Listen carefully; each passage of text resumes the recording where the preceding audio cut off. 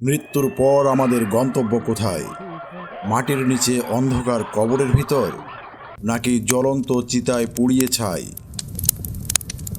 কিন্তু পৃথিবীতে এমন কিছু জায়গা আছে যেখানে মৃতদেহকে মাটি কিংবা আগুন স্পর্শ করতে দেওয়া হয় না।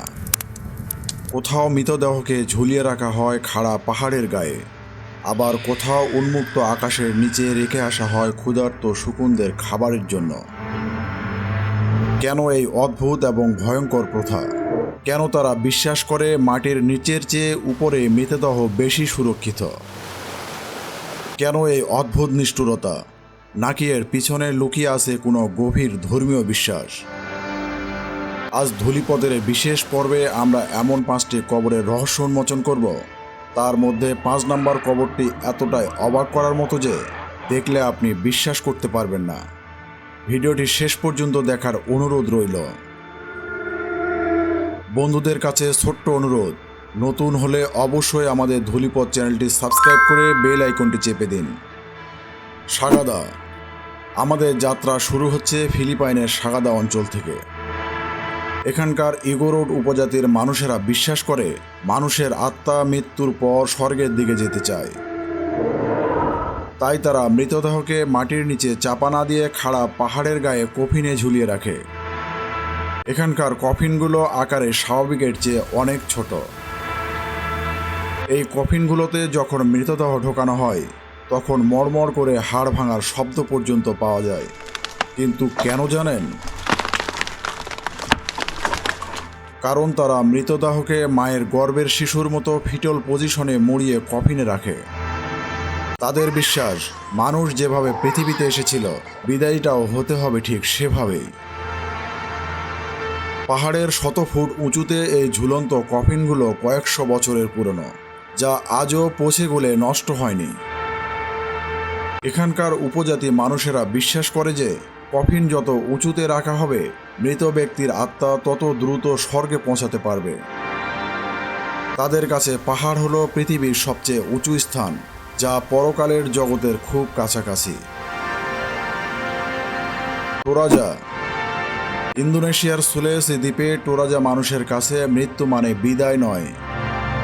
তারা মৃতদেহকে কফিনে ভরে ঘরের একটি বিশেষ জায়গায় রেখে দেয়। যতক্ষণ না অন্ত্যেষ্টিক্রিয়ার জন্য বিশাল মহিষ বলি দেওয়া হচ্ছে ততক্ষণ ওই মৃতদেহকে পরিবারের একজন সদস্য হিসেবে গণ্য করা হয়। প্রতিদিন তাদের সামনে খাবার রাখা হয়, জামা কাপড় পরানো হয়। এমনকি কয়েক বছর পর পর তারা কবর থেকে মৃতদেহ বের করে উৎসব করে এবং নতুন পোশাক পরিয়ে পুরো গ্রাম ঘোরায়। এমনকি মৃতদেহের সাথে তারা ছবিও তোলে।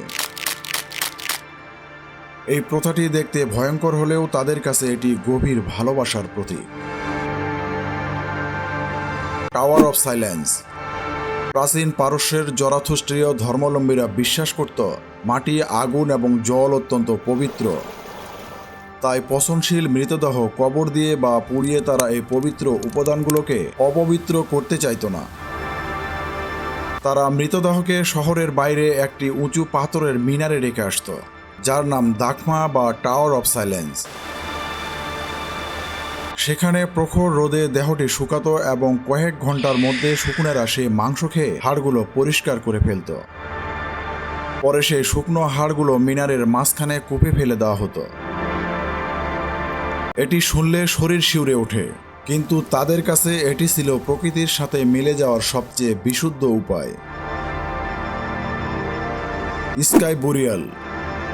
তিব্বতের বৌদ্ধ সন্ন্যাসীদের বিশ্বাস আরও অন্যরকম। তারা মনে করে শরীর কেবল একটি খাঁচা মাত্র, মৃত্যুর পর যার কোনো মূল্য নেই। হিমালয়ের পাথরের মধ্যে মাটিতে কবর দেওয়া প্রায় অসম্ভব, আর কাঠ কম থাকায় দাহ করাও কঠিন।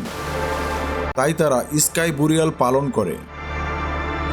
একজন মাস্টার বা সন্ন্যাসী মৃতদেহকে বিশেষ প্রক্রিয়ায় খণ্ড বিখণ্ড করে এবং তারপর শকুনের পালকে ডাক দেওয়া হয়। তিব্বতীদের কাছে এটি একটি মহৎ কাজ, কারণ মৃত্যুর পর দেহটি অন্য একটি প্রাণীর আহার হয়ে সৃষ্টির কাজে লাগছে। Glass coffin. সচরাচর যেখানে মৃত্যুর পর শরীরকে অন্ধকার কবরে লুকিয়ে ফেলা হয়, সেখানে কিছু মানুষ আজও শুয়ে আছে সবার চোখের সামনে এক স্বচ্ছ কাচের দেয়ালে ঘেরা কবরে।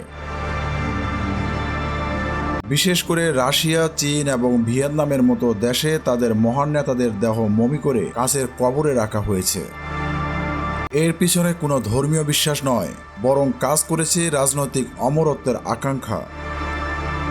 উচ্চমানের কোয়ার্টার্স ক্রিস্টাল দিয়ে তৈরি এই কফিনগুলো এমনভাবে ডিজাইন করা হয়েছে যা বড় কোনো বিস্ফোরণ বা ভূমিকম্পেও অটুট থাকে। বিশেষ রাসায়নিক প্রলেপ আর নিয়ন্ত্রিত তাপমাত্রায় এই দেহগুলো দশকের পর দশক ধরে পচনহীন অবস্থায় পড়ে আছে। প্রতিদিন হাজার হাজার মানুষ এই রহস্যময় দেহগুলোকে দেখতে ভিড় করেন। এটি কি শুধুই সম্মান, নাকি মৃত্যুর পরও নিজের চিরস্থায়ী অস্তিত্ব জানান দেওয়ার এক অদ্ভুত লড়াই? জন্ম থেকে মৃত্যু, মানুষের এই যাত্রা যতটা স্বাভাবিক, তার শেষ বিদায়ের এই বিচিত্র পথগুলোই ততটাই রহস্যময়। কেউ চায় স্বর্গের কাছে থাকতে, কেউ চায় প্রকৃতির অংশ হতে, কিন্তু শেষ পর্যন্ত সবাই তো এক অদ্ভুত নশ্বরতার গল্প বলে যায়। মাটির উপরের এই কবরগুলো আমাদের মনে করিয়ে দেয় মানুষের সংস্কৃতি কতটা বৈচিত্র্যময় হতে পারে। এই 5টি কবরের মধ্যে কোনটি আপনার কাছে সবথেকে রহস্যময় লেগেছে? তিব্বতের আকাশ সমাধি, নাকি ইন্দোনেশিয়ার মৃতের সাথে বসবাস? অবশ্যই কমেন্ট করে জানাবেন। ভিডিওটি ভালো লাগলে লাইক দিন এবং সাবস্ক্রাইব করে আমাদের সাথেই থাকুন। ধন্যবাদ।